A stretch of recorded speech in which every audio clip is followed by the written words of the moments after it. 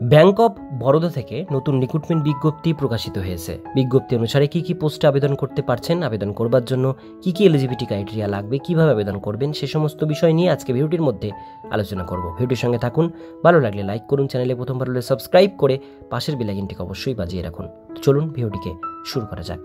তো বন্ধুরা, অনস্ক্রিনে দেখতেই পাচ্ছেন নোটিফিকেশন বেরিয়েছে ব্যাংক অফ বরোদা থেকে। Recruitment of human resource of regular base for various ডিপার্টমেন্টে নেওয়া হচ্ছে ইন ব্যাংক অফ বরোদা। এখানে নোটিফিকেশন নাম্বার রয়েছে। অনলাইন রেজিস্ট্রেশন অ্যাপ্লিকেশন শুরু হয়েছে 23/7/25 থেকে।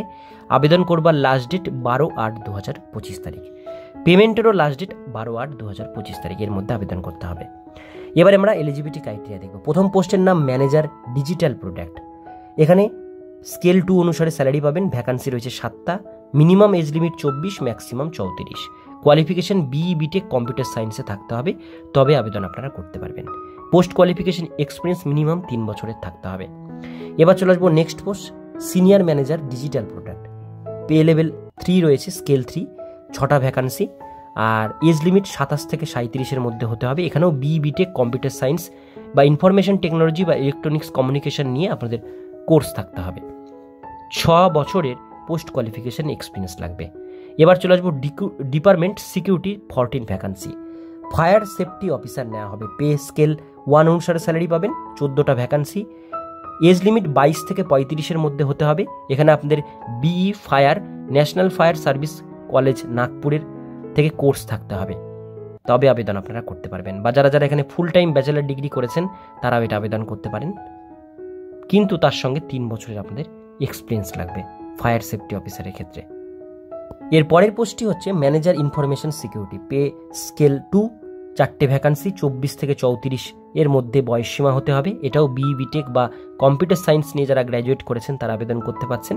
3 বছরের পোস্ট কোয়ালিফিকেশন এক্সপিরিয়েন্স লাগবে। এরপরে চলে আসবো সিনিয়র ম্যানেজার ইনফরমেশন সিকিউরিটি। এটাও পে স্কেল 3 অনুসারে স্যালারি। 4টে ভ্যাকান্সি। 27 থেকে 37-এর মধ্যে এজ লিমিট হতে হবে। বিটেক বা কম্পিউটার সায়েন্স বা ইনফরমেশন টেকনোলজি নিয়ে কোর্স থাকতে হবে। 6 বছরের মিনিমাম পোস্ট কোয়ালিফিকেশন এক্সপিরিয়েন্স লাগবে। এর পরের post chief manager information security. Pay level রয়েছে 4, 2টো ভ্যাকান্সি। 30 থেকে 40-এর মধ্যে এজ লিমিট। এখানেও বিটেক কম্পিউটার সায়েন্সে ডিগ্রি কোর্স থাকলে আবেদন করতে পারছেন। 9 বছরের এক্সপিরিয়েন্স লাগবে। এরপরে চলে আসবো আমরা manager store administrator and backup. Pay level 2 অনুসারে স্যালারি। 2টো ভ্যাকান্সি। 24 থেকে 34-এর মধ্যে এজ লিমিট।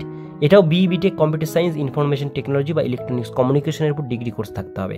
এখানে মিনিমাম 3 বছরের পোস্ট কোয়ালিফিকেশন এক্সপিরিয়েন্স লাগবে।